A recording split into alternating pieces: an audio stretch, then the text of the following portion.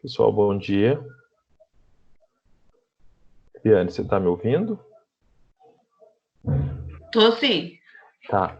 Você está vendo a minha tela agora ou está vendo a tela do Teams?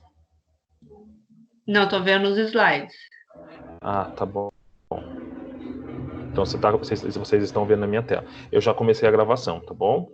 Só para deixar vocês orientados que eu já iniciei.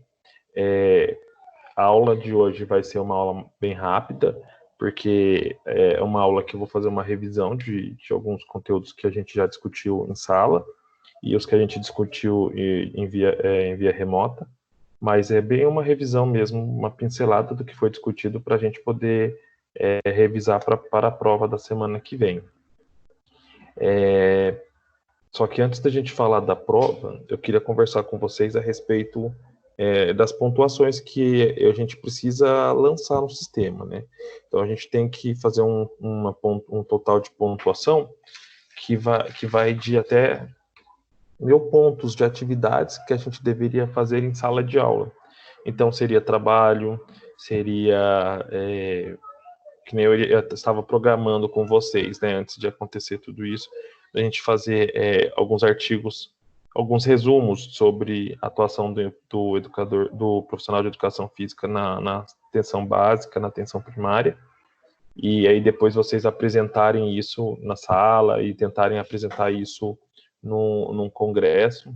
Então eu iria avaliar vocês de acordo com um trabalho gradativo, mas que pontuaria esses 1.000 pontos no primeiro bimestre e os 1.000 pontos no segundo bimestre. Só que a gente não conseguiu evoluir com isso porque a gente precisou trabalhar de forma remota. Então não dava para fazer esse acompanhamento, até porque os congressos, muitos congressos foram suspensos. Então o que a gente iria apresentar esse trabalho é um congresso que acontece numa faculdade aqui de São José, que suspendeu e mudou a data da apresentação dos trabalhos e do congresso para outubro, se eu não me engano, por conta da pandemia. Então, a gente meio que não vai pontuar vocês dessa forma. Então, eu tinha passado uma resenha para vocês fazerem. Isso foi... Está aqui no ambiente virtual, ó. Queria que vocês acompanhassem. Isso foi na unidade 1, na seção 3 que eu coloquei. E aí eu coloquei o link do documentário. Tiveram alguns alunos que falaram para mim que não conseguiu acessar, enfim, mas eu postei ainda, repeti 2 vezes o link, está aqui ainda, só que era para entregar até dia 5/4. O aluno então teria que assistir esse vídeo, eu acho que são 15 minutos de vídeo, falando sobre o SUS, sobre o Sistema Único de Saúde, sobre as diretrizes dogmáticas do SUS, sobre os princípios e doutrinas, e aí depois fazer uma resenha falando, né, sobre a atuação do profissional de educação física no contexto de saúde pública, especialmente no SUS, na UBS. Aí eu pedi para mandar para mim por e-mail. Então, só que eu tinha dado o prazo até o dia 5/4. O que eu vou rever isso? Eu vou pedir para vocês, por favor, conversar nos grupos que vocês têm e conversar com os alunos que eu vou aceitar essa resenha até sexta-feira que vem. Então, na sexta-feira que vem, dia inteiro, deu sábado, eu vou puxar um relatório. Vou puxar um relatório, né? Eu vou baixar lá vou abrir meu e-mail. Eu já salvei uma pasta com vários que alguns alunos já mandaram. E aí, para poder vocês terem essa pontuação. Então, quem não fez, pode assistir esse vídeo e fazer para mim, por favor, essa resenha com pelo menos 15 linhas digitadas e me mandar por e-mail. Ou mandar pelo AVA mesmo, ou por e-mail. Aí o e-mail é danilo.moreira@anhanguera.com. Depois eu vou refazer aqui, eu acho que eu não coloquei o e-mail aqui. Ah, tá aqui, ó. O e-mail tá lá no AVA também. Então, pode mandar. Então, quem não fez ainda, pode fazer para não perder essa pontuação, esses 200 pontos. Além disso, eu havia passado também um questionário, ó, questionário das unidades 1, da unidade 1, sessões 1, 2 e 3. Esse questionário eu não vou conseguir abrir para vocês fazerem de novo. Porque quando eu criei ele, eu coloquei um prazo. E aí, na hora de formatar ele, você coloca a data de início, o horário de início e o horário de término. E eu não consigo voltar nesse horário de término para poder prorrogar. Então, essa pontuação aqui, esses 200 pontos, só vão ter esses 32 alunos que fizeram. Eu sei que a turma tem 48 alunos. Então, os demais alunos, infelizmente, esse daqui eu não vou ter como estender. Eu não vou repetir, criar de novo o questionário, porque dá bastante trabalho para montar esse questionário no AVA. Mas, se vocês perceberem, eu cliquei aqui e depois eu gero um relatório com o nome de todo mundo, acerto de todo mundo. Então, as pessoas que fizeram, baixam o Excel disso e eu consigo ver quem fez para eu poder lançar a pontuação. Só que esse eu não vou conseguir prorrogar mais, porque esse sistema aí não dá para eu mudar a data. O que eu vou fazer agora? Então, a gente tem R$200, 200 pontos da resenha, a gente tem 200 pontos desse trabalho aqui, e o que eu vou fazer? Montar um outro questionário e vou postar na unidade 3, desculpa, na unidade 2, seção 3. Eu vou colocar aqui na pós-aula. Já tenho a atividade da pós-aula mesmo, que é a atividade da unidade 3 e a atividade que é da unidade inteirinha, né? Então, aqui é a seção 3, aqui é a unidade 2, sessões 1, 2 e 3. Mas eu vou pôr mais um questionário aqui. Esse outro questionário que eu já montei, só falta eu habilitar aqui para vocês, ele vai ter umas 6, 7 perguntas, e essas perguntas eu vou pontuar. Eu vou ver quantas questões, se eu vou pôr mais ou não, mas enfim, eu vou precisar pontuar 500 pontos. Então, eu vou ver se eu pontuo de 400 a 500 pontos. Então, já é quase metade da pontuação de atividade de sala. Eu preciso que vocês façam, porque ele vai ficar habilitado até sexta que vem também. Então, vocês vão ter uma semana para poder fazer. Mas daí o aluno que não fizer, porque não tem acesso, porque não tem internet, eu preciso que vocês se organizem, porque a gente vai ter uma semana para poder fazer essa atividade. Então, em uma semana, não é possível que o aluno não consiga se organizar para poder fazer isso, tá? Então, só para reforçar, quem não fez a resenha pode fazer a resenha e me mandar até sexta que vem. Esse questionário que eu vou postar hoje na unidade 2, sessão 3, vai ficar aberto até sexta que vem. Eu vou juntar tudo isso e vou avaliar mais um critério. Eu vou gerar um relatório que tem aqui no AVA, que é um relatório de acesso das unidades 1 e 2, porque vocês, infelizmente, não estão acessando. Então, eu acho que a gente achou que pelo aluno ficar em casa, ele ia ter mais tempo de acessar o AVA, ele não está acessando, pelo contrário. Então, eu preciso tirar um relatório de acesso. E esse relatório de acesso do AVA, ele vai me mostrar os alunos que têm acessado ou não o AVA. E eu preciso, na sexta que vem também, tirar esse relatório para poder dar mais alguma pontuação. Daí eu não sei se eu dou 200 pontos ou 100 pontos. Daí eu vou ver na semana que vem. Mas eu preciso que vocês finalizem, então, tudo até a unidade 2, sessão 3, até sexta que vem. Tudo bem? Beleza, professor. Tá? Então, é a AVA que precisa terminar, a resenha, quem não fez, e me mandar por e-mail, e o questionário que eu vou postar hoje. Isso já tudinho eu vou gerar até 1000 pontos para vocês. E a prova?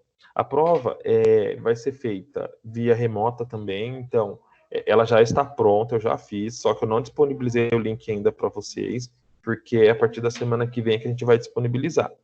Mas ela mesmo que vocês abrirem o AVA, a prova vai ficar aqui, ó, unidade 1, sessão 1, pós-aula. Tá vendo aqui na pós-aula da unidade 1, sessão 1? Vai ficar um link aqui de prova.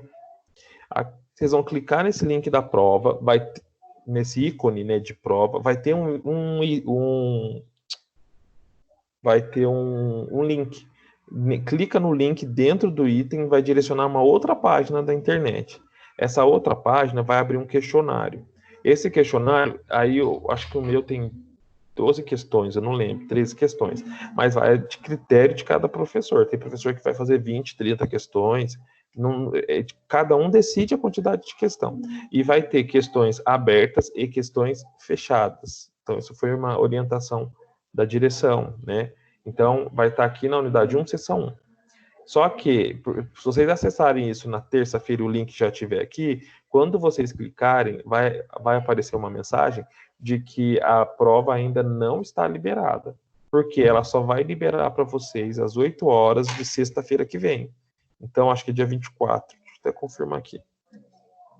Então, sexta-feira, dia 24, às 8 horas, vai abrir a prova. Eu tenho... O calendário aqui está mais rápido. É isso mesmo. Abre às 8 horas do dia 24, o link vai permitir vocês responderem às 8 horas e vai fechar às 8 horas do sábado, dia 25. Por que vocês vão ter 1 hora para fazer essa prova? Porque a gente entende que vocês às vezes precisam se organizar um pouco mais em relação à questão de tecnologia. Então, ou mudou o horário de serviço por causa dessa pandemia, alguma coisa pode estar acontecendo. Então, a faculdade ela vai permitir isso, ela vai dar 24 horas para vocês fazerem a prova. Só que vocês não podem ficar clicando e refazendo essa prova o dia inteiro. Quando vocês clicarem uma vez e abrir esse formulário de questões, vocês precisam preencher todo o questionário e já enviar essa prova. Porque não dá para ficar fazendo ela fracionada, parcelada. Vocês vão precisar fazê-la de uma só vez. Então, organizem o tempo de vocês para que vocês façam de uma vez. Então, assim, eu vou fazer às 8 horas da manhã, no horário que abrir. Então, tenha tempo para fazer. Então, eu vou abrir, eu vou responder todas as questões e já vou enviar essa prova. Se tiver algum problema técnico, gente, assim, professor, o link não está abrindo a prova, não estou conseguindo fazer, está errado, está indo para uma prova que não é de educação física. Se qualquer erro que acontecer, eu vou ficar do jeito que eu estou aqui online, do horário da aula, né, das 8 até às 9h40 aqui no sistema, no mesmo link. Então, vocês tiverem alguma dúvida técnica, algum problema que está acontecendo em relação à prova, pode entrar aqui no Teams, que eu vou estar aqui para poder conversar com vocês. A gente não vai conversar nada sobre conteúdo da prova, mas a gente vai conversar sobre se vocês não estão conseguindo, não está abrindo, tá? Então, eu vou ficar disponível nesse horário de prova. Fora o horário da prova, eu vou ficar disponível pelo e-mail. Então, me manda mensagem por e-mail, que na quinta e na sexta, que são os dias que eu dou aula na Anhanguera, eu vou ficar toda hora entrando no e-mail para ver se está tendo algum problema. Então, professor, enviei a prova não está indo. Professor, eu não estou conseguindo mais fazer a prova desapareceu aqui na minha tela. Qualquer coisa eu preciso saber. Porque se passar desse horário, dessas 24 horas, e o aluno depois ficar me mandando mensagem, mandando e-mail, mandar meu e-mail para o Ronaldo, falando, professor, não consegui fazer, tive problema técnico. Gente, tudo que acontecer depois, a gente não vai se responsabilizar, não tem como a gente ter controle disso. Então, o aluno ele tem que avisar o professor em horário de aula que o questionário está dando problema, tá bom? Então, tentem fazer o mais rápido possível para poder acabar logo com isso. E depois que vocês terminarem o questionário, tem que clicar em enviar o questionário, porque senão não vai salvar esse questionário e eu não vou conseguir dar nota de vocês. Lá no questionário, quando vocês abrirem, vai estar um campo de nome, vai estar um campo de RA, um campo de período. Eu sei que todo mundo é do período matutino, mas vai que tem algum aluno no meio que faz o curso à noite, está fazendo só essa matéria de manhã, não sei. Tem muitas turmas misturadas. E coloque também a turma. Então, eu sou do primeiro ano, eu sou do sexto ano, eu sou do quinto ano, do quinto período, quinto semestre. Eu preciso que coloque, tá? E não coloque só o primeiro nome, coloque o nome completo, porque às vezes, eu tenho 2 Cristianas logadas aqui comigo. Então, se vocês não colocarem nome e sobrenome, vai que na hora de lançar a nota, eu lanço a nota invertida de uma no lugar da outra, aí uma das Cristianas tira 1.000, a outra tira 100. Eu inverto essas notas, vai ser uma sacanagem, né? Então, eu preciso que que vocês me ajudem colocando o nome completo. Em relação à prova, tá tudo ok, gente? Sim. Assim, professor. Então tá bom. Então Ô, professor, eu tô logada no computador e no celular.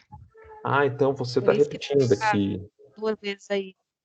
Entendi. Então tá bom. Fazendo volume, né? Tá bom, faz volume mesmo. Porque, olha, a gente tem 50 alunos. De 50 alunos, tem tem 5 logados, né? Porque a Cristina tá repetida. 1, 2, 3, 4, 5. De 50 alunos, tem 5. 10% só. Tem aluno me mandando mensagem. Eu prorroguei a entrega da resenha porque tem aluno falando, professor, pode entregar? O que é para fazer? Eu não estou tendo acesso. Eu falei assim, gente, imagina se tivesse tendo aula normal, o aluno ia ter que acessar o AVA do mesmo jeito?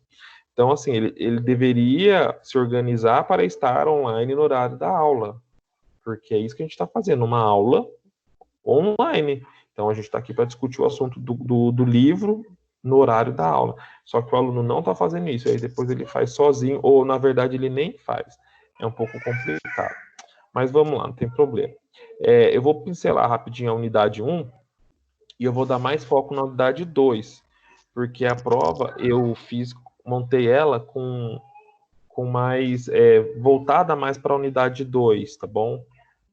Mas ela tem questões também, o questionário vai ter questões o questionário e a prova, eles podem ter questões das duas unidades. Então, eu queria que vocês dessem uma olhada nas duas, mas que dessem mais foco na unidade 2. Mas que não pode ter questões das duas, tá? A unidade 1, a sessão 1, ela faz uma introdução sobre a questão de saúde, né?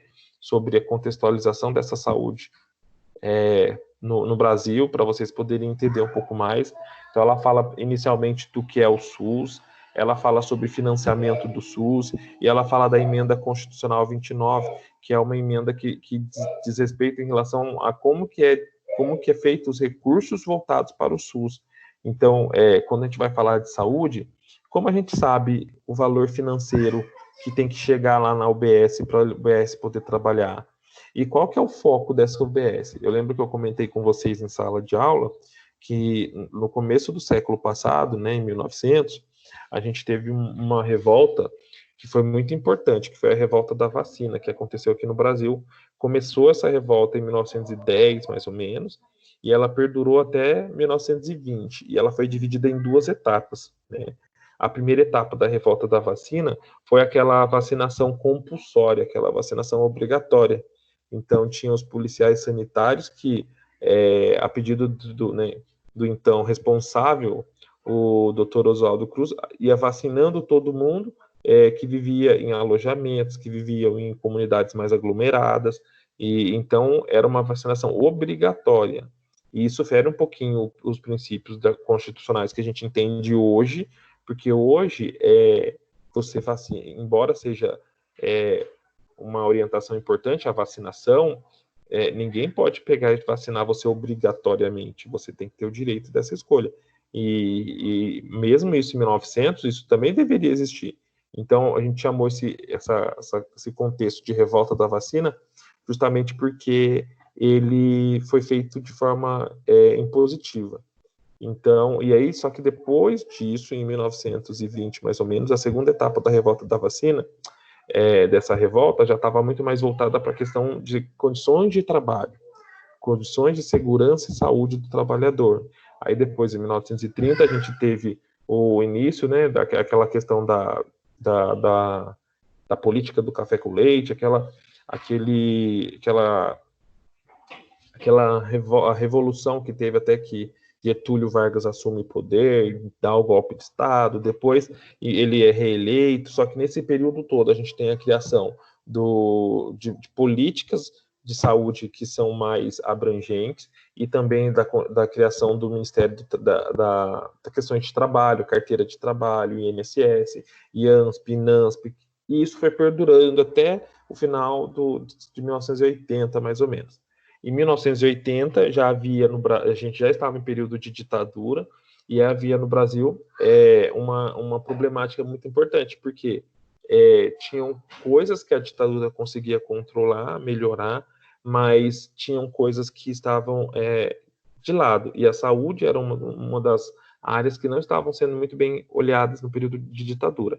Então, a gente tinha doenças que eram doenças infecto-contagiosas, meningite, isso teve até o surto que a gente teve agora, né, a pandemia que a gente está tendo agora de corona, a gente teve em 1970 o surto de meningite no Brasil, então os profissionais de saúde, muitos morreram, a gente não tinha vacinação do jeito que tinha, então isso foi no período da ditadura, também aconteceu uma crise muito grande no Brasil, muito parecida com o que está acontecendo hoje de saúde, por conta do coronavírus, só que lá foi por conta da meningite. Então morriam muitas pessoas por doenças infecto-contagiosas, não tinha saúde pública para todos, então a saúde ela era só para quem trabalhava e tinha registro em carteira, então as pessoas elas não eram atendidas e tratadas corretamente, né, do jeito que a gente vê hoje. A gente vê bastante falha, mas a gente não tinha acesso na atenção primária, secundária e terciária.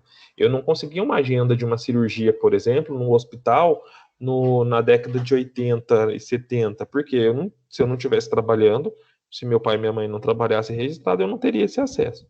Então, a saúde era muito difícil, era muito defasada. Por conta disso, tiveram muitos trabalhos, muitas reuniões, muitos congressos, muitos movimentos que modificaram a forma de entender saúde no final do século passado, né, no final de 1980, 90, mais ou menos. Então, para a gente poder entender essa contextualização de saúde, a gente precisa entender que tiveram vários congressos internacionais, inclusive nacionais, que discutiram isso. E um dos congressos, teve também, né, o Rio 92, Rio Mais 20,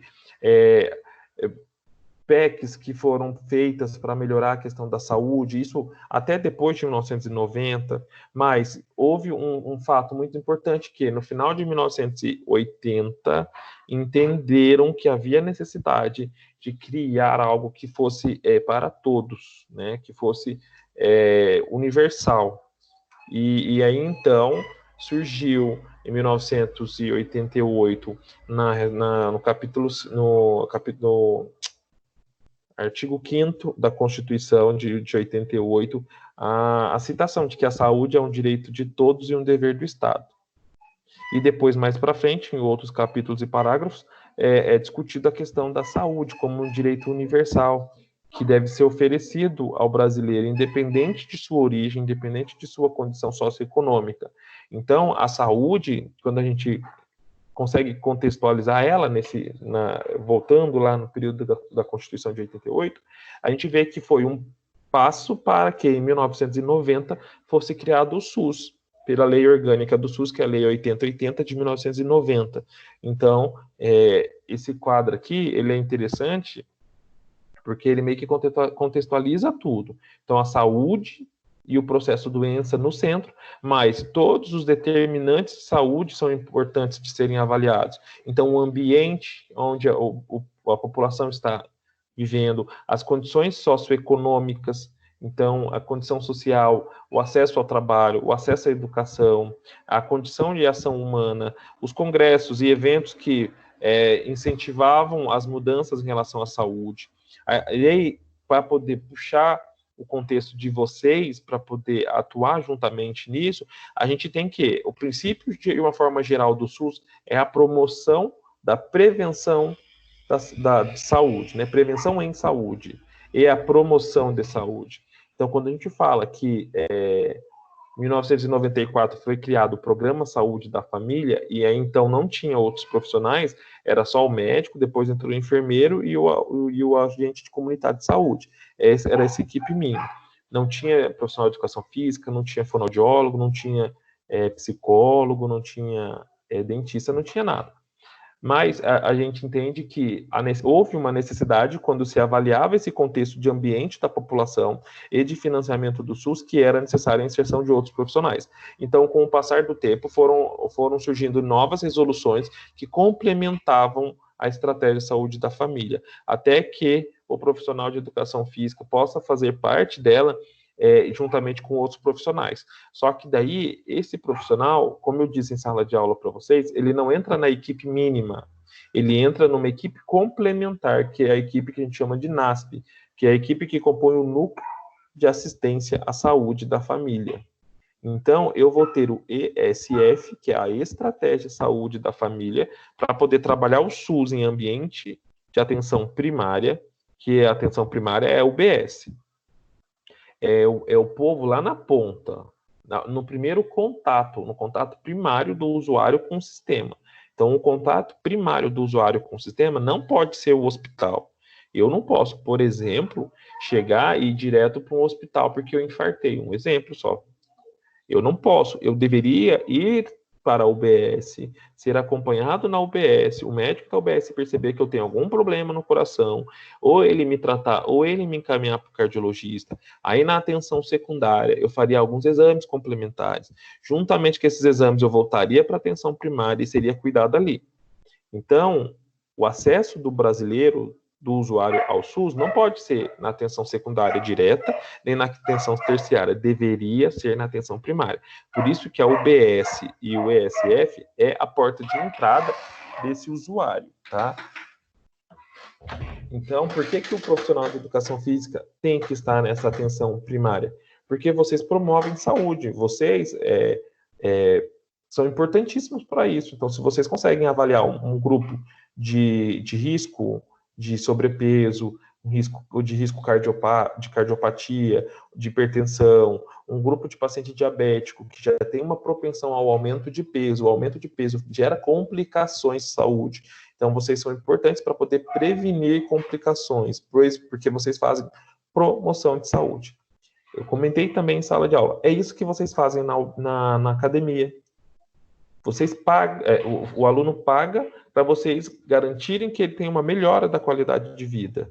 A gente acredita que é isso que ele vai fazer, né? A gente não acredita que ele vai lá só para melhorar o físico, não, só para ganhar uns gominhos no abdômen, só para ficar sarado. A gente entende que as pessoas buscam a academia justamente para elas melhorarem a qualidade de vida. Então, a gente tem que tomar esse cuidado e essa visão também lá em UBS. Entender que o usuário que procura o sistema, ele é um usuário que quer garantir uma qualidade de vida. Então, o que vocês fazem na academia também deveria ser replicado lá na atenção primária, só que com recursos diferentes e com instrumentos diferentes, que é os instrumentos que a gente vai discutir mais lá na frente, tá bom? Então, essa unidade 1 era basicamente contextualizar a saúde para vocês poderem entender. Já a unidade 2, ela já vai entrar um pouco mais explicando como que é essa atenção primária no SUS, como que ela acontece. E aí eu expliquei para vocês em sala que quando a gente teve toda essa mudança, né, de saúde, voltando da questão do SUS, a criação do SUS, a criação do Programa Saúde da Família, que esse que era o nome do projeto em 1994, a gente tinha o médico como agente central da atuação do profissional de saúde no PSF. Então, quando surgiu a estratégia, né, o programa em 1994, o médico era o centro de todas as atenções. Então, o médico fazia tudo, o médico ditava conduta, o médico ele era o responsável por fazer protocolos, rotinas, por orientar. E aí foi se percebendo que essa pegada não ia dar certo. Por quê? Porque o médico, ele era um médico muito curativista. Por que curativista? Porque ele só foi formado para tratar doença. Então, precisava modificar isso.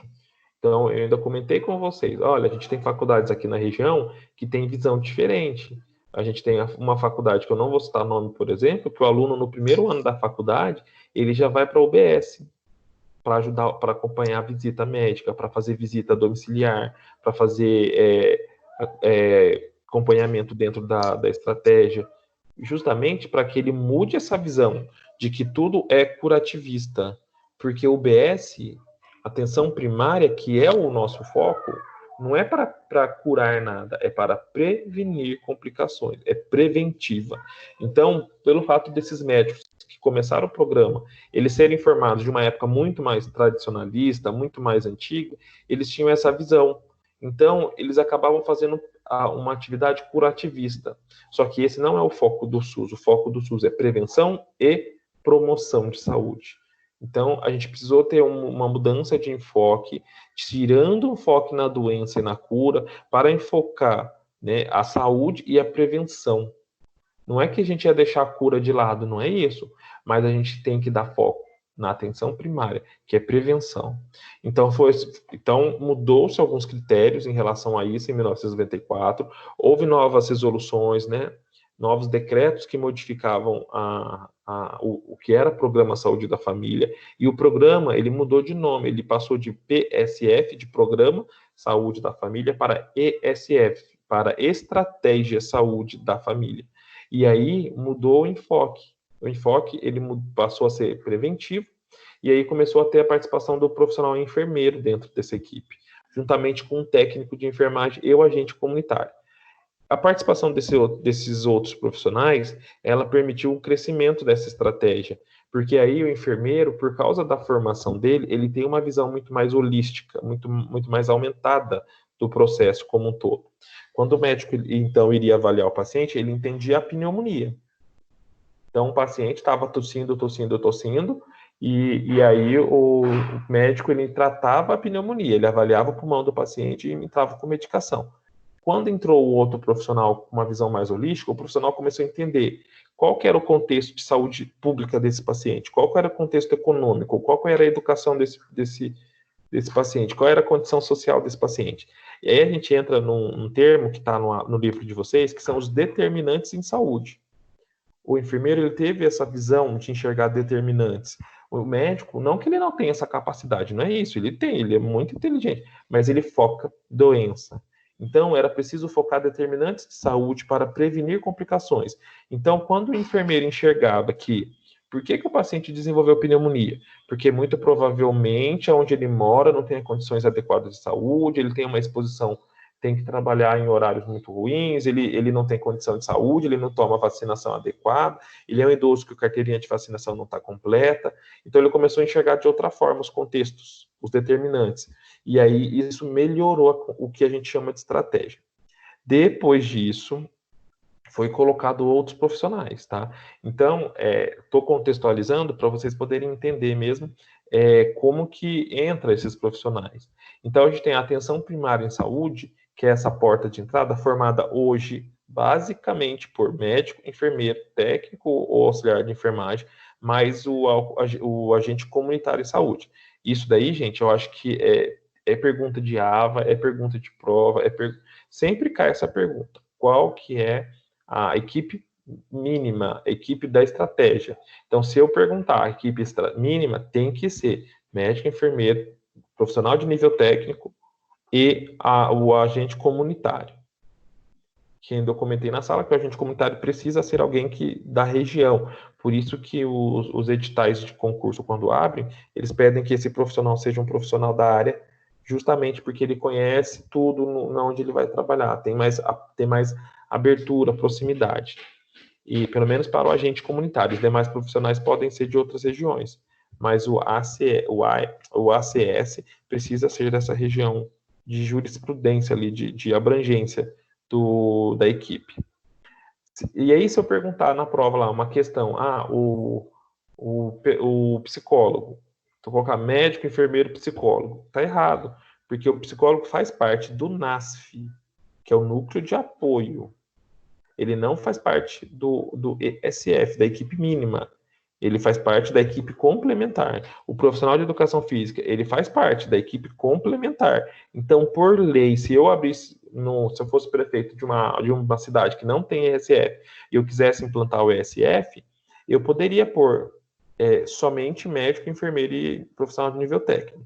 Ou, se eu quiser colocar equipes profissionais maiores, eu precisaria, aí junto, dentro dessa ESF, criar o que eles chamam de NASF, que é Núcleo de Apoio à Saúde da Família, com outros profissionais. Tá bom, gente? Então, essa unidade, essa seção 2, ela fala basicamente disso, de alguns princípios. E aí, alguma dúvida? Não? Não. Tá. E ela continua falando também de princípios que são as diretrizes do SUS, tá? Que é a equidade. O que seria a equidade? Seria todos terem os acessos aos mesmos serviços de forma igual, só que de forma igual, eu garanti que o cadeirante consiga ser atendido dentro da UBS, dentro da ESF. Eu garanti que o paciente idoso acamado lá na casa dele, ele tem acesso ao mesmo serviço. Então, assim, 2 exemplos. Eu tenho um paciente idoso que a família pega e leva para a UBS ou para a ESF. Eu tenho um idoso que não pode ir, a família não tem carro. A equipe da ESF vai na casa desse paciente cuidar dele. Vai lá fazer curativo, vai lá medicar, vai lá dar vacina. Então, assim, eles tiveram acesso aos mesmos serviços, só que de formas diferentes. Então, mas independente de como eles chegaram no serviço, os dois tiveram o mesmo resultado final. Os dois foram atendidos pelo médico, atendidos pela enfermeira, atendidos pelo psicólogo. Eles dois tomaram vacina, os dois fizeram curativo, com o mesmo material, com o mesmo profissional. Então, assim, eles tiveram um atendimento de equidade. Então, o SUS, ele tem esses princípios de equidade, tá? De universalidade. Universalidade é garantir que todos tenham acesso independente da renda. Eu lembro que eu dei um exemplo para vocês do Gerson Brenner, né? Que o pessoal mais velhinho, que a sala é muito jovem, mas o pessoal que tem um pouco mais de idade, que nem eu, assim, 35, 40 anos, vai lembrar daquele ator da Globo que sofreu acidente na Carvalho, foi assaltado na Carvalho Pinto, uma coisa assim, sofreu acidente, e ele foi atendido na Santa Casa aqui de Jacareí. Depois que ele foi estabilizado, ele foi direcionado, ele foi conduzido para um hospital de referência, acho que de São Paulo, não sei na onde, hospital de grande porte, de referência mesmo. Esses hospitais que são só os políticos que são atendidos, atores, super caro, enfim. E ele foi super bem cuidado lá também. E o médico que admitiu ele falou numa reportagem que ele só estava vivo porque a atenção básica, a atenção primária, né, a porta de entrada dele na atenção no SUS foi muito bem feita. Então, assim, ele foi conduzido para um hospital particular de ponta, mas o hospital particular de ponta disse que ele só estava vivo porque o SUS, que atendeu ele, atendeu muito bem. Então, a gente, às vezes, tem que pensar assim, nossa, o acesso é universal por causa disso. Então, se a gente está dentro de um ônibus, dentro de um carro, sofreu um acidente, quem vai tirar a gente do acidente vai ser o SAMU. O SAMU não vai parar sem perguntar, você tem convênio Unimed, Sul América, Bradesco? Não, ele não vai mexer na nossa carteira para ver. Ele vai levar lá para o hospital municipal, a gente vai ser atendido lá. E de lá, o meu familiar, quando a gente estiver melhor, a gente vai falar, eu quero transferência para o hospital X. Então, o acesso é universal por causa disso. E a gente paga por ele, independente do que a gente paga ou não paga particular, a gente também paga pelo SUS, através dos impostos. Então, todos os brasileiros, sem exceção, têm atendimento universal e igualitário no SUS, tá? A gente tem que entender também, então, que esse acesso e cobertura é integral, universal. A atenção integral seria eu enxergar esse paciente com um todo. Então, quando eu falei lá dos determinantes de saúde do paciente com pneumonia, é a mesma coisa eu pensar na saúde do paciente, entender por que ele está procurando a UBS, por que ele está tendo aumento de pressão. É algum problema psicossomático, é algum problema psicológico, é algum problema de saúde, de fato, é porque ele não está se alimentando adequadamente, é por qual motivo? É entender um contexto geral. Então, quando eu paro de cuidar só da doença e cuido todos os outros aspectos, eu tenho uma atenção integral, tá? Foco na prevenção, na orientação familiar, no atendimento comunitário. Por isso que vocês trabalham com grupos de saúde. Então, quando vocês fazem grupos de atividade física, são grupos, porque a abordagem de grupo é diferente da abordagem individual. Tá? Além de políticas de saúde, programas que vão garantir esse acesso de equidade universal. Tá? Então, essa sessão 2 era basicamente falar sobre isso, falar sobre o NASF e contextualizar isso para vocês. Eu lembro que eu escrevi na lousa até um rabisco lá, que eu coloquei o NASF como o núcleo de apoio à saúde da família no centro, e todos os outros aportes, todos os outros instrumentos de acesso, puxando setas para vocês entenderem que eu tenho o NASF, mas o NASF, ele não é necessariamente dentro de uma UBS. Eu posso ter uma equipe nessa UBS que compõe esse NASF. E essa equipe, ela pode ir lá na casa do paciente e ela pode direcionar o paciente para um centro de referência social, para o centro de referência psicológica. Ela pode ver as questões de educação. Por que que tem crianças na escola, na idade escolar, que não estão na escola? Então, é de se dispensar. Então, isso que é um atendimento mais integral. Porque, teoricamente, eu não deveria me preocupar com a questão social do paciente. Mas eu preciso. Até porque, por indicadores de qualidade, IDEB, entre IDEB e IDH, outros indicadores, eu preciso, para aquela mãe receber a bolsa, né, de Bolsa Família, ela precisa ter as crianças na escola, ela precisa ter as crianças vacinadas, ela precisa ter tudo certinho. Então, por isso que existe uma rede de apoio. Então, essa rede de apoio, o NASF, ele vai ajudar a encaminhar para cada tipo de serviço, tá? Isso aqui é o que a gente já conversou, criação do SUS. E a unidade 3, ela fala do modelo de gestão. Eu não vou ficar muito detalhando isso, eu vou entrar na questão da clínica ampliada, que esse termo, né, ele garante que isso é programa mesmo de atenção primária. Então, existem várias cartilhas lá no Ministério da Saúde que falam como que a gente deveria trabalhar na UBS, no hospital, nas clínicas, e os princípios, né, de atenção à saúde primária, eles falam de clínica ampliada. Essa clínica ampliada é um termo que garante com que o paciente ele tenha um atendimento muito mais holístico, muito mais integral. Então, é uma forma de garantir que ele tenha um acompanhamento por vários profissionais, mesmo que na estratégia saúde da família, mesmo que dentro do NASF, mas que ele consiga ter um atendimento de qualidade e adequado para os problemas que ele apresentar. Então, a clínica ampliada, ela tem que garantir que esse paciente ele tenha os acessos aos serviços que ele precisa, de forma que garanta que ele seja o detentor mesmo dessa informação, dessa procura. Ele tem que ser o centro, então a gente tem que dar autonomia desse paciente.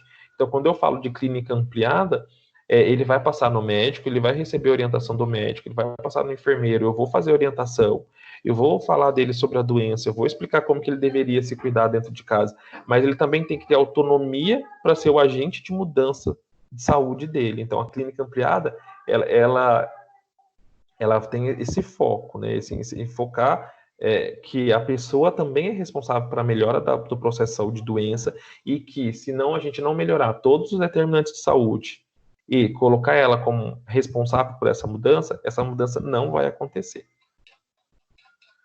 Basicamente isso. E aí depois isso daqui foi em sala de aula, tá? Então, a unidade 1 inteirinha a gente discutiu em sala de aula. E aí depois a gente entrou na unidade 2, que daí como a gente veio para o ambiente virtual, aí eu já precisei fazer os slides para a gente poder discutir. Eu vou dar uma resumida mesmo nessas unidades, porque qualquer dúvida, mais detalhe, vocês podem ir lá no APA pegar a aula que está lá salva, gravada, para vocês poderem estudar. Mas é basicamente conteúdo de livro. A unidade 2, ela fala um pouco mais específica da área de vocês, da área de formação, que é a área da educação física. Ela fala sobre protocolos de avaliação. Então, a unidade 2, sessões 1, 2 e 3, ela vai trazer inicialmente o contexto de aptidão física e depois ela vai trazer alguns protocolos, alguns instrumentos de avaliação que eu posso aplicar lá na UBS, lá no ESF. E aí vai explicar como que eles funcionam e como que você aplica. E na última sessão, além disso, vai ter também uma fórmula de avaliação de gasto, né, de uma avaliação cardiorrespiratória, para você poder aplicar isso para o paciente na UBS, para você saber qual que é o nível de aptidão física desse paciente. Então, essa unidade 2 ela é mais focada. As unidades 3 e 4 vão voltar a falar de SUS. Então, provavelmente, a segunda prova vai ser SUS puro, porque é o que vai ter na outra unidade. Então, vocês precisam ir muito bem nessa, que eu sei que vocês sabem tudo disso. Então, para poder contextualizar, então, a questão da aptidão física, a gente tem lá no livro um exemplo do senhor Antônio, que ele ia caminhando da sua residência até o supermercado, que era coisa de 1.000 quilômetros da residência. E, de repente, ele parou de fazer isso porque ele começou a ficar sem ar, ele começou a ficar sem fôlego, né? Então, ele teve uma piora da condição de saúde dele. E, além de ter sobrepeso, acúmulo de gordura em região abdominal e ter dificuldade de carregar as sacolas. Então, por que isso está numa introdução? Porque a gente vai trabalhar alguns termos com vocês que vão falar sobre essa capacidade, da aptidão mesmo do paciente, por isso que tem uma piora. Então, ele rebaixou clinicamente, pode ser por conta de doença? Pode ser, mas não necessariamente porque o processo de envelhecimento, ele vai causar isso, ele vai causar um aumento de peso, ele vai causar uma diminuição de tecido, de musculatura magra. Então, aumenta o tecido adiposo, diminui a musculatura magra, tem a questão de cálcio, né, de osteoporose, que é comum no envelhecimento. Então, envelhecer é caminhar para um rebaixamento das capacidades funcionais. Então, o paciente aqui não está falando que ele tem doença, mas está falando que ele está perdendo essa capacidade de andar, de carregar peso. Então, isso é importante para a gente, porque o paciente que a gente vai atender lá na UBS, ele pode ser jovem, ele pode ser obeso, ele pode ser um paciente hipertenso, amputado, ele pode ser um paciente com problema cardíaco, e aí, dependendo do contexto de problema dele, eu vou trabalhar com uma abordagem. Então, o nosso foco aqui é entender por que esse sedentarismo acontece tanto, né, com o brasileiro. Então, a gente teve um trabalho que foi feito pelo IBGE, que mostrou que quanto mais a gente estuda, menos a gente mais tem conhecimento em relação à atividade física, mas a gente tem menos tempo de praticar atividade física. Então, a gente entende essa importância, mas a gente consegue fazer menos. Então, as pessoas que trabalham e que menos estudaram, que talvez são aquelas que trabalham andando, que trabalham de pé, que fazem algum tipo de atividade física, eles acabam fazendo mais atividade física porque o estilo de trabalho deles é um trabalho que eles não precisam ficar tanto tempo sentado, tanto tempo parado. Em contrapartida, quanto mais você estuda, mais sentado você trabalha, menos atividade física você faz. Isso a gente tem em relação a esse estudo. Mas quando a gente trabalha lá na UBS, a gente percebe que existe um sedentarismo, porque as pessoas elas acabam ficando enfiadas dentro de casa, principalmente depois que aposenta, porque não tem instrumento de políticas públicas para ela poder utilizar. Em São José, a gente tem a Casa do Idoso, a gente tem bastante recurso, mas não são todas as cidades, e também não são todos que têm acesso. Então, muitas pessoas acabam entrando em sedentarismo porque elas não têm acesso a instrumentos de qualidade. Por exemplo, eu não tenho dinheiro para pagar uma academia, eu sou jovem, mas eu não tenho dinheiro, eu não tenho tempo. Ou eu trabalho demais, tenho dinheiro, mas não tenho tempo, ou eu tenho tempo e não tenho dinheiro. Eu não consigo fazer uma dieta adequada, porque talvez eu não consiga pagar um nutricionista para prescrever uma dieta. Ou, além disso, eu não consigo comprar tudo que o nutricionista prescreve para mim. Então, a minha dieta básica, ela é composta não é de proteína, ela é de carboidrato, bastante pão, bastante açúcar. Então, isso vai me causar um aumento de peso, vai me causar um padrão de sedentarismo que vai me levar para outras doenças. Então, esse que é o contexto dessa primeira unidade, tá? O sedentarismo ele é um problema de saúde pública, a gente trabalha ele no NASP, e vocês vão trabalhar ele no NASP, assim como vocês trabalham ele dentro da academia também, dentro das consultorias. E a atividade física é toda atividade produzida pelo aluno, pelo paciente, né? Que vai gerar uma movimentação, uma contração de músculos, que vai resultar num gasto calórico. Então, quando a gente fala de atividade física, aqui tem as fotos das pessoas caminhando, né? O desenho caminhando, fazendo abdominal. Mas eu poderia trabalhar, por exemplo, numa loja de vendedor e eu ficar andando o dia inteiro. Isso entra no conceito de atividade física. Eu posso ser um gari, trabalho lá no caminhão de lixo, aqueles meninos trabalham muito, eles correm o dia inteiro para poder dar conta do serviço. É atividade física.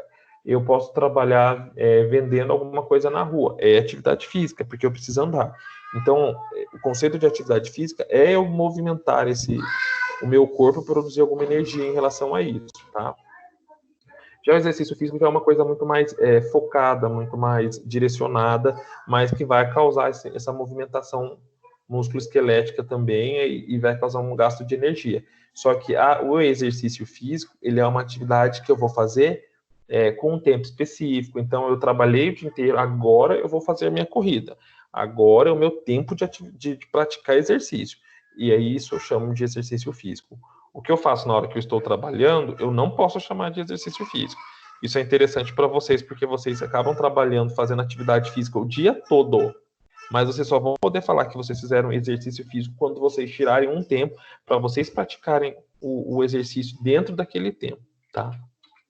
Então, deem uma olhada depois, com mais calma, nesses slides que mostram essa pesquisa que foi feita pelo IBGE, e aí então mostra que 35%, né, da população, então aqui tem a porcentagem, né, 35% de 18 a 24, depois de 25 a 39, 25%, 40 a 59, 18, e acima de 60, 13%.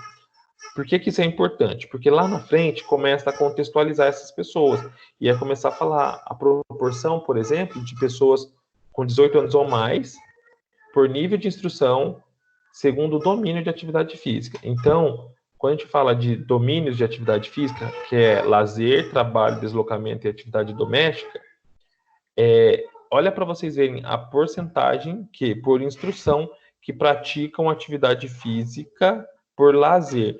Por lazer, quem pratica atividade física é quem tem superior completo. Então, é aquele cara que se formou. Mas, quando eu olho isso num contexto geral, ele faz por prazer. Então, isso aqui tem que ser num tempo que ele vai ter livre por prazer. As pessoas que menos estudam, elas não fazem atividade física por prazer. Quando eu olho lá no deslocamento, as pessoas que menos estudam fazem atividade física se deslocando, indo e vindo do trabalho, ou trabalhando. Ó, aqui no trabalho. Quem estuda no trabalho, quem estuda bastante, quem tem superior completo, não faz atividade física no trabalho. Em contrapartida, quem não estudou, quem não tem instrução, ou um ensino fundamental incompleto, são as pessoas que mais fazem atividade física no trabalho. Então, a gente entende que quanto mais você estuda, menos atividade física você faz no trabalho. No deslocamento, porque provavelmente você usa carro.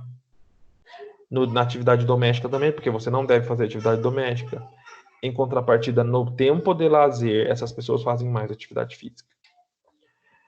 E aí a gente tem que perguntar assim, essa pesquisa, ela mostra algum perfil que a gente pode considerar como verdadeiro? Felizmente, a gente tem que acreditar que isso é verdade. Então, quando a gente espera que o paciente que eu vou atender lá na UBS... Espera só um pouquinho.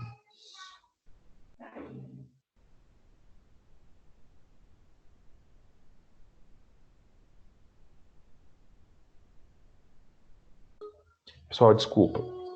Então, quando a gente entende que lá na UBS eu vou tratar de pacientes que, na maioria, não tem ensino fundamental, na maioria, idoso. Então, a gente tem que pensar que como que é o idoso de 70, 80 anos hoje? São as pessoas que viveram em 1960, 1950, 1940. Não era importante para eles estudarem, então eles não têm ensino fundamental, eles não têm ensino completo, superior completo. Então, eu vou ter perfis que vão fazer pouca atividade física. Perfis que são perfis doentes, até porque não tinha vacinação para todo mundo, não era do jeito que é hoje, não tinha SUS, então idosos mais doentes. Então a gente tem que entender que não vai ser fácil trabalhar com esse idoso sedentário, com esse adulto sedentário em saúde pública. E aí a gente vai ter uns termos importantes que vão conceituar aptidão física, endurance cardiorrespiratório. Então, a aptidão física pode ser entendida como conjunto de atributos ou características de alguém que tem ou alcança e que se relaciona com sua habilidade de realizar atividade física. Então, um aluno ainda perguntou, professor, olha, mas esse paciente aqui, ele está fazendo uma atividade física. Então, ele conseguiu fazer atividade física. Então, ele tem aptidão para fazer atividade física. Por isso que vocês vão aplicar instrumentos para avaliar esse paciente. Porque se ele não tiver capacidade, aptidão para atividade física, ele não vai fazer determinada atividade física. Ele vai ter que fazer outra atividade física. Por isso que é importante a gente entender esses conceitos em saúde pública. Conceito de endurance cardiorrespiratória é a habilidade do sistema circulatório e respiratório de fornecer oxigênio durante a atividade. Composição corporal é a quantidade de tecido adiposo, tecido gorduroso, musculatura magra, tecido ósseo. Então, caso conseguir avaliar isso, a gente usa um critério muito importante que é o IMC, mas vocês têm a bioimpedância, que é muito mais detalhado do que o próprio, né, IMC puro, fazendo IMC, até porque eu coloquei aqui, ó, as pessoas com os mesmos pesos, equilibrado, mas a gente sabe que esse cara, ele é halterofilista, então ele é fisiculturista, não sei como que chama aí, é fisiculturista, né? Então ele tem uma quantidade de massa magra muito maior que esse, mas em relação a peso, eles têm peso igual, e lá no IMC, eles têm o IMC igual. Só que eu preciso entender que o IMC desse daqui é um IMC ruim, porque ele tem muita gordura, enquanto que o IMC desse não é ruim.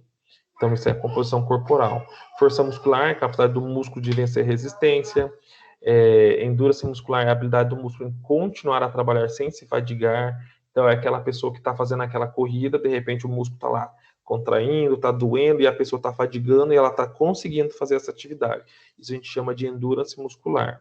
E a flexibilidade, a capacidade de articular, fazer flexibilização, movimentação, articulação. A gente vê muito isso no banco de Wells, quando vocês avaliam o alongamento da pessoa, a capacidade de alongar dela. Além disso, a gente tem conceitos de agilidade, coordenação e equilíbrio. E aí tem uma foto aqui da paciente fazendo uma avaliação, né? Porque ela precisa ter coordenação, mas além de coordenação, ela precisa ter equilíbrio. Então, uma paciente que tem alteração clínica importante no vestíbulo coclear, que é um par craniano que tem aqui na cabeça, que no cérebro dela, que inerva, sistema nervoso central, né, que inerva a região de ouvido, enfim, labirinto, tudo isso garante equilíbrio. Então, uma pessoa que tem equilíbrio, ela precisa ter equilíbrio e coordenação para poder fazer aquilo. Então, se eu percebo que o meu paciente tem alteração de equilíbrio, que atividade que eu vou dar para ele fazer? Eu tenho que ter mais cuidado ainda. Potência, tempo de reação e rapidez. Então, unidade 1 é basicamente isso. E aí, depois, a gente tem a unidade 2, e aí na unidade 2 entram alguns instrumentos. E aí que é mais importante para vocês, porque é isso que vocês vão aplicar, tá? Não vou detalhar os documentos, os instrumentos. Eu vou falar, eu peço, por favor, que vocês deem uma olhada depois, porque isso já foi detalhado nas outras aulas. Então, a gente vai ter alguns instrumentos. Professor, Oi. professor, esses slides vai estar no AVA? Eles já estão. Ok. Já estão no AVA. Sessão 1.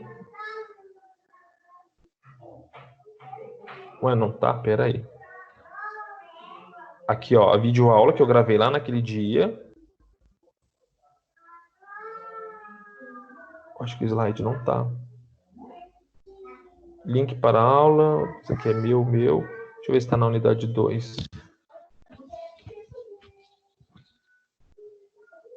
Ó, sessão 2 tá a aula, o slide, que é isso que eu vou começar agora. Material de apoio. A unidade 3 tem um outro slide também. A sessão 3, ó. A aula gravada, os slides. Eu acho que eu não coloquei o da unidade 1, que é isso que eu acabei de explicar. Eu vou pôr esse, então. Tem só a videoaula, não tem slide. Então, esse slide que eu acabei de explicar, que fala da aptidão física, eu vou colocar, tá bom? Esse não tá lá. Beleza, tá bom. Esse segundo slide da unidade 2, ele vai falar de instrumentos. Então, tem um contexto aqui de um idoso que também tem a diminuição da capacidade respiratória. E aí a gente fala, depois que eu começo a fazer, quando eu estou fazendo a anamnese do meu paciente, que é avaliar ele, né, conhecer esse grupo de pacientes, eu preciso aplicar instrumentos para poder avaliar esse paciente. Então, gente, só mais um minutinho.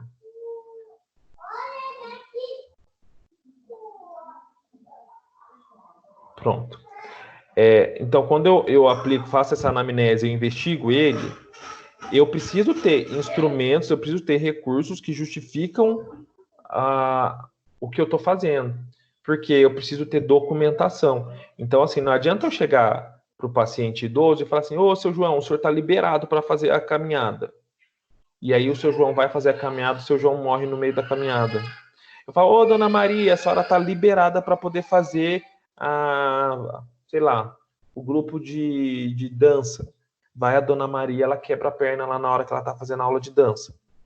Por que eu não posso só liberar verbalmente? Porque eu preciso ter justificativa. A gente que é da área da saúde, e vocês entram nesse contexto, porque vocês estão dentro da equipe e vocês são da área da saúde, a gente tem que pensar que quando a gente trabalha com paciente, se a gente recebeu um processo, o ônus da prova não é do paciente, não é do cliente. Não é o cliente que vai ter que provar que ele está certo. Se o cliente chegar para mim e falar que eu errei, eu que tenho que provar juridicamente, através de documento, que eu estou certo. Então, é diferente de quando a gente tem a questão de Estatuto do Consumidor, né? Lei do Consumidor lá. O consumidor comprou um negócio, tá dando problema. Ele tem que provar que o negócio está errado para poder ele garantir o direito dele. Então, se eu trabalhei lá num lugar, eu tenho que provar, levar provas de que aconteceu o problema, se eu estiver processando em algum lugar. Na área da saúde é totalmente diferente. Na área da saúde, se o paciente virar para o juiz e falar assim para o advogado dele, ele me causou dano, ele me causou problema, ele não me avisou que isso poderia acontecer. Se eu não tiver nenhum documento registrado, assinado, se eu não tiver uma data antes do que ele falou que aconteceu o problema, provando que eu sinalizei, que eu expliquei, que eu orientei, eu vou receber processo. E às vezes a gente perde até o direito de trabalhar, porque a gente comete infrações graves ou gravíssimas que podem gerar dano permanente no paciente. Então, tomem cuidado. Então, vocês têm a anamnese. Então, tem lá todo aquele questionário que vocês vão fazer no paciente, mas o questionário por si só, ele não garante todas as informações. Por isso que a gente trabalha com outros instrumentos.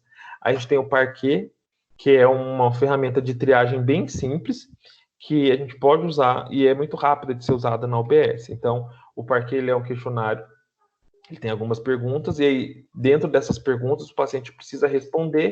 Deixa eu ver se está aqui, ó. Ele precisa responder sim ou não, né? Então, eu faço todas essas perguntas que estão aqui no quadro. Se o paciente responder sim para alguma coisa, quem vai liberar ele para fazer atividade física não vai ser mais eu, vai ser o médico.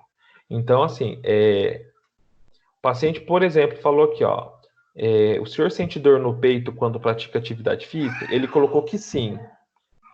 Gente, uma pergunta positiva já justifica eu encaminhar esse paciente para um médico, e ele só vai fazer atividade física com uma receita médica. E eu acredito que, dependendo do perfil do paciente, tá? Isso a gente vê muito acontecer em atletas, né?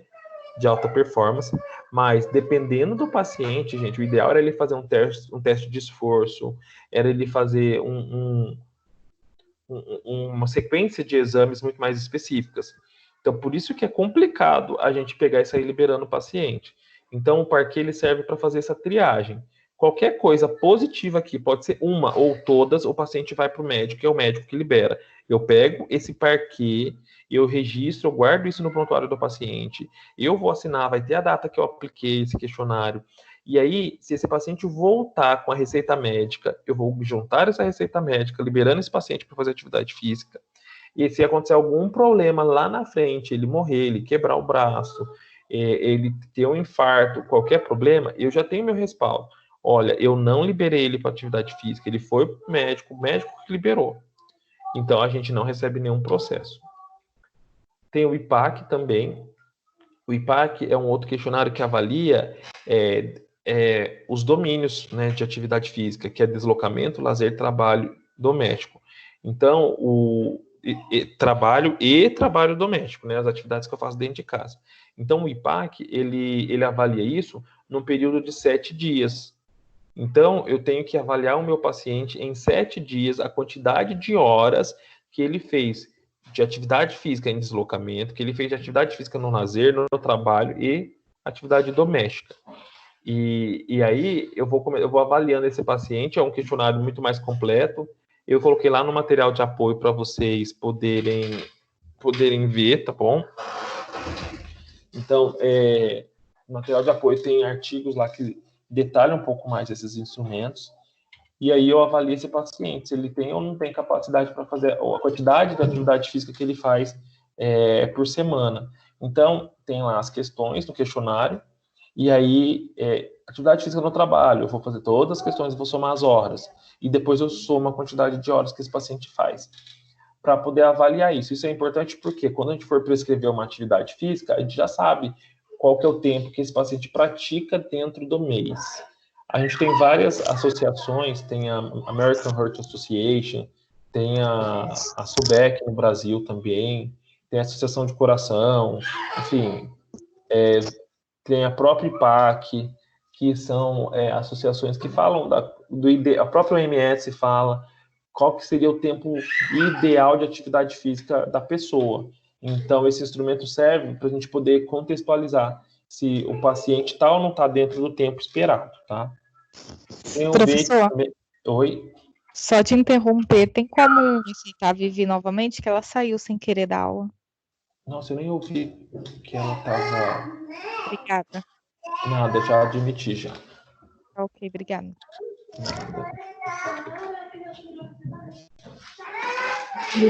Doutor, desculpa, eu saí sem querer. Não, desculpa eu. É que eu tô falando e também minhas crianças estão fazendo um pouco de barulho. Então eu não ouvi que quando você aparece, faz um barulho, eu consigo adicionar, o que eu não ouvi também. Desculpa, tá? Então o IPAC, ele consegue avaliar essa quantidade de horas, tá? O BEIC também é um instrumento importante. Todos esses eu posso aplicar na UBS, para os grupos de idosos, de obesos, de crianças. Imagina o tanto de trabalho que vocês não têm. Pegando um grupo de crianças que só sabe ficar no celular, não sabe fazer atividade física nenhuma, não sabe brincar de nada, só sabe fazer brincadeiras que são relacionadas à informática, né, à tecnologia, e aí vocês pegam essas pessoas para poder trabalhar. Então, é importante vocês aplicarem esses questionários.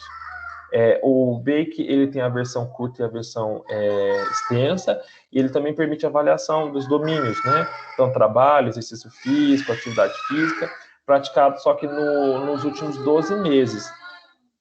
E aí, ele pode ser autorrespondido. Então, ele tem várias questões também. Então, a questão de número, isso não está aqui detalhado, isso está lá no material de apoio. Se vocês quiserem estudar isso, pode pesquisar um pouco mais. Então, tem a questão de 1 a 8, que avalia atividades físicas ocupacionais, dentro lá do trabalho. Isso aqui vocês vão pontuar lá para cima, porque vocês fazem muita atividade física na hora que vocês estão quem trabalha em academia, né? Tem gente que tem espaços, né, de yoga, enfim, boxe, então acaba trabalhando mesmo, porque faz muita atividade física. Então isso aqui, para quem é da área, pontua muito. Exercícios físicos praticados no tempo de lazer e perguntas que avaliam a atividade física no lazer e deslocamento, tá?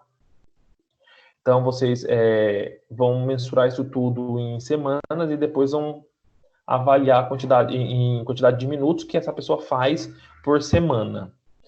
Além disso, a gente tem um recordatório 24 horas. O recordatório 24 horas, ele é bem simples também de ser aplicado. Eu tenho um instrumento, uma folha, e aí eu vou conversar com esse meu paciente e vou falar assim, olha, nas últimas 24 horas, me fala tudo o que o senhor fez de atividade física, de movimentação. E ele vai falar, olha, eu acordei às 7 horas da manhã, eu fui caminhar, caminhei das 7 às 8, depois eu fiquei em casa arrumando o quintal, carpinando, então ele fez atividade física. Depois eu almocei e fiquei assistindo sessão da tarde o dia inteiro, ele não fez atividade física.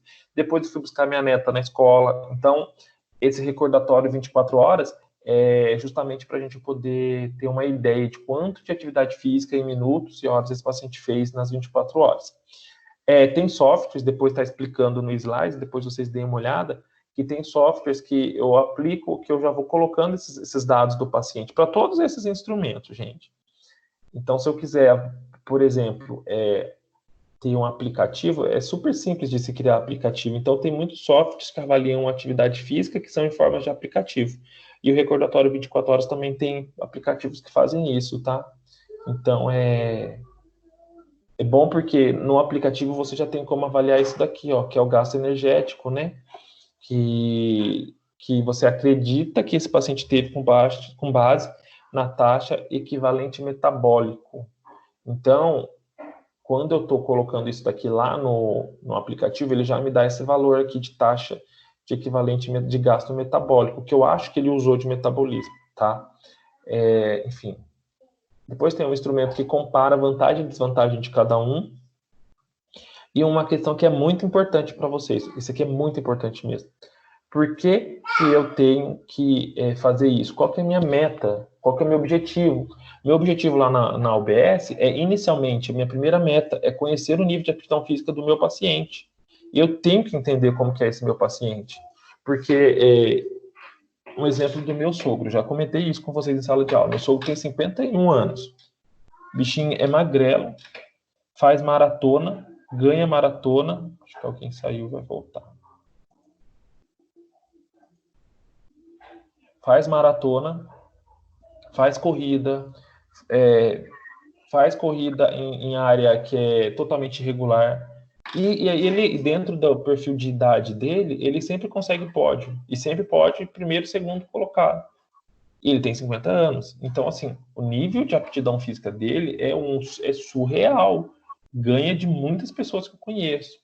Mas não é isso que eu vou trabalhar lá na UBS. Na UBS eu vou pegar o seu José, diabético, hipertenso, que operou o coração, que é cadeirante. Eu vou pegar o Joãozinho lá, adolescente, que é depressivo, obeso. Então a gente tem que pensar que a gente não vai... Mas também eu vou pegar a Dona Maria, que é aquela senhora de 70 anos, que pratica caminhada, atividade física super para frente, super bem de saúde. Eu vou pegar também a Dona Luana, que é uma mulher adulta que tem 30 a 35 anos, que é obesa. Então eu tenho opostos, eu tenho públicos diferentes. Então minha primeira meta vai ser sempre conhecer o nível de aptidão física do meu paciente. Minha segunda meta vai ser identificar as principais atividades realizadas por ele. Então, por isso que eu vou aplicar os questionários, o IPAC, o BEC, eu vou aplicar o recordatório, porque eu quero saber quais são as atividades que ele faz. Porque conhecendo essa atividade, eu consigo prescrever algo mais próximo da realidade dele, algo que ele vai conseguir fazer.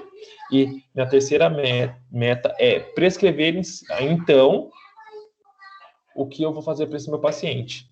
Então, aqui no caso do seu José, que eu não falei para vocês que eu estou indo bem rápido, mas no caso do seu José, ele falou que ele queria dançar, praticar aula de dança, só que ele ficava muito tempo cansado e não sei o quê. Então, quando eu for avaliar o que eu posso fazer de exercício para esse meu paciente, eu poderia fazer um grupo de práticas de dança. Por exemplo, é um grupo que vai estimular a prática de atividade física, e que é um grupo que quer aprender a dançar. E se eles querem aprender a dançar, automaticamente eles vão melhorar equilíbrio, vão melhorar a postura, eles vão ter gasto energético. Associado a isso, você não vai trabalhar sozinho, você vai ter uma nutricionista, você vai ter um psicólogo, você vai ter um enfermeiro que vai juntamente trabalhar as outras questões da clínica ampliada, as outras questões de atendimento holístico do paciente. Tudo bem, pessoal? Ixi, não era para fechar, não. Tudo bem, gente? Beleza. Essa unidade 2, eu não vou detalhar, eu vou, sim, pedir para vocês, essa unidade, exceção 3 aqui, ó. Eu vou pedir para vocês darem uma olhada depois. Oi. Bom dia, primeiramente. Desculpa, cheguei atrasado, hein? Fiquei até umas 3 horas estudando aí eu fui... Tudo bem, Thiago. Agora, que eu acabei entrando. Vai cair qual na prova? Aí você vai mandar o link normal, né? Para abrir a prova, né? Eu vou mandar o link. Lá vai estar lá no AVA, unidade 1, seção 1, o link, para vocês poderem fazer a prova. Vocês vão ter 24 horas para fazer a prova, mas isso é sexta-feira. Então, sexta-feira vai estar lá 8 horas, vai ficar até sábado 8 horas. Entendi. Tá? Não dá para ficar, por exemplo, eu abro, eu fecho, depois eu volto, eu abro, fecho, volto. Então tem que fazer isso aí eu tô por dentro já das outras provas. Tem que abrir e fazer. Então, como vai ser 24 horas, você tem que organizar o seu tempo aí para você fazer. E eu vou colocar questões das duas unidades, unidade 1 e 2. E uma coisa... 1 e 2. A prova vai estar lá na 1, lá, né? Na unidade 1. Isso. Isso. Uma coisa que eu falei, até a Viviane estava, a Cristiane estava, eu falei que eu não ia cobrar cálculo de gasto energético, né, cardiorrespiratório. Mas, Sim. como vocês vão ter 24 horas para fazer a prova e eu preciso colocar uma questão aberta, eu vou colocar uma questão disso, mas eu vou explicar agora, eu vou explicar novamente. Questão tá? de escrita, né? Vai ter, então, questões fechadas e questões abertas. Bom, gente, ó, isso aqui já está lá no APA, dá uma olhada nessa aula, tá na unidade 2, seção 3. Essa aula vai falar um pouquinho de protocolos mais avançados em relação aos que eu já falei. E aí ela conceitua pedometria, celurimetria, ela fala de características antropométricas, por que é importante avaliar o IMC, por que é importante avaliar peso, altura, impedância, né? Então, vocês trabalham bastante isso. E ela entra na avaliação cardiorrespiratória. Eu vou só focar isso, porque vai cair uma questão disso lá na prova. Então, vocês vão ter tempo para fazer, por isso que eu vou colocar. Se ela fosse uma prova presencial e vocês tivessem pouco tempo, eu não iria colocar, tá? Então, eu estou colocando que vocês vão ter tempo. Essa equação ela foi feita em 1990 por Jackson e ela estima o consumo máximo de oxigênio. Tem outras equações, mas vocês vão usar essa que está no livro de atividade física.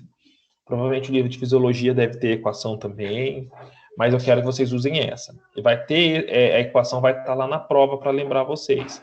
Então, ela avalia a quantidade de gasto de oxigênio por mililitro por quilo minuto do paciente. Ela avalia, a fórmula é essa, ó, VO2 máximo, que é volume de oxigênio máximo, é igual a 56, quando tem fórmula, tá, gente? Tudo que está escrito aqui mantém. Eu só substituo o que está em parênteses. Então, eu vou copiar essa fórmula e vou pegar a idade do meu paciente e vou jogar aqui dentro. Então, a idade do paciente fica aqui dentro. O sexo, se ele for mulher, é 0. O sexo, se for homem, é 1. O IMC dele deu 23, eu vou pôr 23 aqui dentro. O IMC deu 30, eu vou pôr 30 aqui dentro. E o NAF, que é o nível de atividade física desse paciente, ele varia numa escala de 0 a 7. E aí, da onde eu tiro essa escala para poder avaliar NAF? Eu tiro daqui, ó. Então, se ele anda pouco, se ele não anda nada, se ele evita caminhar, se ele prefere o uso de elevador, o NAF dele é 0. Se ele caminha por prazer, usa escadas e ocasionalmente se exercita, o NAF é 1. Se ele faz atividade física de 10 a 60 minutos por semana, o NAF dele é 2. Se ele faz com mais de 1 hora por semana, o NAF é 3. Aí vai aumentando o NAF. Se ele corre 1,5 km ou pratica 30 minutos por semana de atividade física comparável, é 4, NAF 4, NAF 5, vai aumentando conforme ele vai fazendo atividade física. Se ele professor, Oi. Tem que aparecer alguma coisa pra gente, não tá aparecendo nada. Não tá aparecendo? Não. Para mim tá. Pra mim aqui não. Só tá aparecendo o DP. É Danilo Pereira, né? Agora tá aparecendo TP. Isso, para mim também. TB. Agora tá Mas eu tava acompanhando. Aconteceu nas outras matérias, estava aparecendo isso para alguns também. Não, agora tá aparecendo na tela minha, agora né? Sim. Agora tá. Não tem problema. Então, isso daqui é a tabela do NAF. Então, por exemplo, se ele corre 16 km por semana ou pratica mais que 3 horas por semana de atividade física, o NAF dele é 7. Então, o que vai acontecer? Vocês vão ter 2 estudos de caso que vão falar assim, ó. Vai estar lá na frente. Vai estar assim, ó. Dona Maria, Dona Ana, tem 54 anos, 75 quilos, a altura 1,63. Apresenta um NAF de 1. Então, vocês não vão precisar dessa tabela para poder saber o NAF da pessoa, porque eu vou colocar lá no estudo de caso, já coloquei, tá bom? Então, já tem aqui, já tem aqui o NAF dela. Então, por exemplo, se eu colocar lá, caminha 15 km, 16 km por semana, pratica mais de 4 horas de atividade física, NAF 7. Eu já sei qual que é o NAF do meu paciente, é 7. Então, vai estar escrito lá. E aí vocês vão ter tempo de até dar uma consultada nessa fórmula aqui para poder fazer. Então, ó, vamos ver aqui o contexto. Se eu tenho 54 anos, eu venho aqui, onde está a idade, eu coloco 54 anos. Se eu tenho 75 quilos e 1,63 m, a gente vai fazer o IMC. O IMC é peso dividido pela altura ao quadrado. Então, o IMC dessa paciente deu 1,75 dividido por 1,63 vezes 1,63. Deu IMC de 28,23. Qual que é o sexo dela, do paciente, né? É mulher, então sexo mulher é 0, homem é 1. Então, eu venho aqui no onde tem sexo, coloco 0. E o NAF dela, eu já falei, é 1. Eu coloco no lugar do NAF, eu coloco 1. Agora, eu vou precisar fazer a multiplicação. Então, eu vou pegar esse número daqui, 0,381, vou multiplicar por 54. Eu vou pegar esse número aqui, multiplicar por 0, dá 0. Eu vou pegar esse número aqui, vou multiplicar pelo IMC que vai dar, que deu 23. Então, 0,754 vezes 28,23. E eu vou pegar esse número aqui e multiplicar por 1, porque porque o NAF dela é 1. Então, 1,921 vezes 1 é 1,921. Aqui, essa multiplicação deu isso, 20,574. Eu subtraio de 56, tá? Depois, somo 0.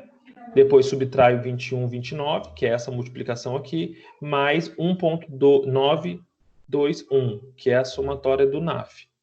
Isso deu um volume máximo de O2, um VO2 máximo de 16,42 mililitros por quilo minuto da paciente. O que isso significa? Quando eu volto na tabela de VO2 máximo, que é uma tabela, né, segundo a AHA, American Heart Association, eu tenho que conceituar esse volume de O2 máximo da minha paciente, essa capacidade cardiorrespiratória dela. E aí, eu vou lá lembrar, qual que é a idade dela mesmo? Quem lembra? 54 anos, né? Então, minha paciente está aqui, entre 50 e 59. É mulher, é diferente de homem, tá, gente? Isso tem que ser prestado atenção, porque é diferente. Então, eu tenho aqui 50 a 54. Quantos que deu o VO2 máximo dela? 16, não é? Então, deu 16. Eu venho aqui... Deu 16. Eu venho aqui, Então, nessa linha aqui, qual que é o 16? Aqui, entre 15 e 20. Então, a VO2 máxima dela é fraca. Por exemplo, eu vou pegar essa mulher e vou fazer ela correr meia hora todo dia, sem parar, sem respirar. Eu começo prescrevendo corrida para ela. Eu começo prescrevendo um exercício de um aeróbico que vai forçar cardiorrespiratório dela. De cara, eu não consigo. Eu vou prescrever atividades físicas que sejam bem mais leves, que vão fazer um condicionamento físico para eu. Meu objetivo é garantir que essa VO2 máxima dela vai melhorar. Entendeu? Então, por isso que a gente tem essa fórmula aqui nessa unidade 3. Então, a VO, olha que interessante, a gente viu lá no começo, na unidade 2, seção 1, a aptidão de aptidão física, endurance respiratória, endurance muscular, flexibilidade, tudo que eu posso avaliar do meu paciente. A gente viu na seção 2, instrumentos que eu posso avaliar, o IPAC, o BAKE, o Parquet, recordatório 24 horas. Além disso, nessa unidade, na seção 3, a gente viu, eu não expliquei, mas depois eu peço para vocês olharem, porque isso está lá na aula da semana passada. A gente viu a questão de acelerometria, pedometria, dados antropométricos, IMC. Aí agora a gente finaliza avaliando a aptidão cardiorrespiratória do paciente, para poder entender se esse meu paciente, dentro desse quadro aqui, ele tem capacidade, volume respiratório, né, volume de cardiorrespiratório, bom ou ruim. Porque na hora que eu chegar lá na minha terceira meta, que é prescrever atividade física, eu tenho que focar isso também. O que eu quero melhorar desse paciente? Eu quero melhorar a capacidade cardiorrespiratória. Eu dei exemplo do meu sogro. Meu sogro, ele corre muito, ele faz corrida toda semana. Ele sai, ele corre. Ele corta a Dutra do São José até Garapés todo dia, assim, meia hora ele faz isso brincando e nem soa direito. Então o cara é bem treinado. Ele tem 51 anos. Se eu fosse avaliar ele, com certeza o VO máximo... Excelente. Mas ele não é atleta, né? Mas ele é bem preparado. Seria um VO2 excelente. Mas eu posso pegar um idoso da mesma idade, também magro na UBS, que tem um VO2 máximo baixo. Então, o meu objetivo é prescrever a atividade que, aos poucos, vai melhorar essa capacidade respiratória dele, esse condicionamento físico, para que ele melhore fisicamente. Quando eu entendo isso, o que vocês estão fazendo de um modo geral? Melhorando a qualidade de vida do paciente, promovendo saúde. Vocês estão fazendo promoção de saúde. Tudo bem? Ok, pessoal? Ok. Ok, professor. Ok. Eu vou tirar aqui o compartilhamento. Professor, só para dar uma perguntinha, pode ser? Pode. Então, aquela questão que você falou para os profissionais que formam o SF, é médico, enfermeiro, técnico de enfermeiro e agente comunitário, é isso? Isso. Pode ser que eu pergunte na prova. Entra auxiliar também ou não? É profissional de nível médio. Profissional de enfermagem de nível médio. Aí pode ser auxiliar ou pode ser técnico. Tá. Pode ser um ou outro. Pode ser um ou outro. Tem no AVA isso. Eu sei que tem no AVA. Então, tem uma questão lá no AVA que fala qual que é a equipe mínima do ESF. E aí tem opção no meio. Como a gente é um curso de educação física, aí lá no meio tem médico, profissional de educação física, psicólogo. Gente, equipe mínima, o mínimo. Pensa assim, arroz com feijão que tem que ter. É médico, enfermeiro, profissional de nível técnico e agente comunitário. São esses 4 profissionais, tá? Tudo o que passar disso é equipe complementar. E essa equipe complementar aí entra psicólogo, profissional de educação física, fisioterapeuta, dentista, tá bom? Então não confundam, porque o curso é de educação física, que a equipe mínima tem o profissional de educação física. Não tem. A equipe que tiver, ela deixa de ser ESF, ela passa a ser equipe de NASF, que é um núcleo, é uma equipe muito maior, tá bom? Então, na UBS não é isso, né? Não tem o mínimo. Se tiver, não é equipe mínima, é equipe complementar. Pode ter. Tem dentista, tem... Tem. Então, por exemplo, numa ESF que tem dentista, eu não chamo só de ESF, eu chamo de NASF. Mas se eu perguntasse para você, é obrigatório ter dentista? De acordo com a legislação? Infelizmente, não. A legislação, ela exige o enfermeiro, o médico e o profissional de nível técnico. Então, mas tem dentista. O dentista é uma equipe a mais.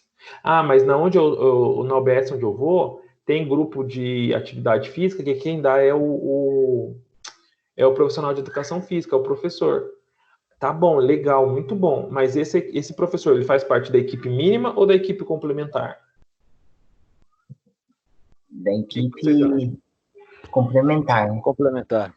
É complementar, ele não é mínimo. Então, assim, tem que entender isso, tá bom? Isso é uma questão muito importante. Basicamente, eu vou recapitular só para vocês poderem... o Thiago chegou agora. Façam a resenha, eu ainda vou aceitar a resenha até sexta que vem. Então, tá lá na unidade 1, seção 3. O que é para fazer, mandar no meu e-mail. Vai valer 200 pontos. Questionário 1, quem não fez já perdeu, infelizmente não vai dar para fazer. Questionário 2, eu vou postar depois que eu terminar a aula. Vai estar na seção 3 da unidade 3. Vai valer também pontuação. Termine o AVA até sexta que vem, porque eu vou dar pontuação para quem terminar o AVA. Tem gente que eu já acabei já. Então, terminem, passe nos grupos, passe para os colegas. Então, sexta-feira que vem, eu vou puxar um relatório de quem fez a resenha, de quem fez o AVA e de quem fez o questionário que eu vou postar hoje. O questionário de hoje vai ficar habilitado até sexta que vem. Porque se passar de sexta, se alguém chorar, reclamar que não fez, eu não vou passar, porque eu estou deixando uma semana. Sexta-feira que vem, 8 horas, vai abrir a prova para vocês. O link vai estar na unidade 1, na seção 1. Clica no link, abre e faz a prova lá no questionário. Não esqueça de colocar nome completo, RA e turma, período que vocês fazem. Eu sou do 6º período, eu sou do 3º, eu sou do 2º, eu sou do 1º. Escreva lá, tá? Faça a prova e confirme o envio da prova, porque se vocês não confirmarem, eu não vou receber esse questionário, tá? E é isso. A gente tem até, acho que dia 4 de maio para lançar todas as notas de trabalhos e de prova. Então, a gente quer terminar tudo. Qualquer problema na hora da prova, eu vou ficar das 8 até as 9h40 aqui nesse ambiente para tirar dúvida. Então, se você não conseguiu abrir, se você não enviar ou caiu a internet, caiu, tira professor, foto e manda para você, mostra. isso, eu vou estar aqui no online das 8 às 9h40. Professor, não tem o link no meu AVA. Professor, no AVA de todo mundo tem, mas no meu não tem. Professor, o que que eu faço? Eu vou estar aqui para poder orientar vocês. Passou desse horário, aí é coordenador ou me mandar e-mail. Manda e-mail que eu vou ficar abrindo e-mail o dia todo para poder ver se tem algum problema. Por exemplo, gente, chegou segundo, o aluno me manda mensagem. Professor, não consegui fazer a prova na sexta. Gente, já era, pede segunda chamada aí. Eu não posso fazer mais nada. Já tenho um dia inteiro para fazer essa prova. Porque eu sei que vai ter gente que não vai fazer e depois vai falar que teve problema técnico. Se não me sinalizar aqui no AVA, ou não avisar o coordenador, não tem choro nem vela. Pode já pedir, você pode já esperar a data da segunda chamada para poder fazer a segunda chamada, tá bom? Tudo bem? Tá bom, aí você vai mandar o questionário agora, né, pra gente fazer. Isso, já vou postar. Posto hoje ainda o questionário. Tudo bem, gente? Combinado sim? Combinado. Sim, tudo certo. Então, boa prova. Façam com tranquilidade. Cuidado, tá, gente? A prova ela já está sendo feita de forma remota. Então, assim, vocês têm bem mais tempo para fazer direitinho. Cuidado. Façam com cabeça tranquila. Cuidado desse negócio de ficar conversando, sabe? Ficar pegando um gabarito de colega, porque as questões vão se misturar todinhas. Então, vai misturar questão, vai misturar alternativa, não vai ficar tudo igual. Então, tomem cuidado, tá bom? E façam uma boa prova. Obrigada, Beleza, professor. Obrigada, um bom dia. Obrigado você. Valeu, professor. Obrigado. E a prova só na sexta, né? Só na sexta. 8 horas. Até mais, gente. Bom final de semana. Até mais. Tchau, tchau. Obrigada, igualmente.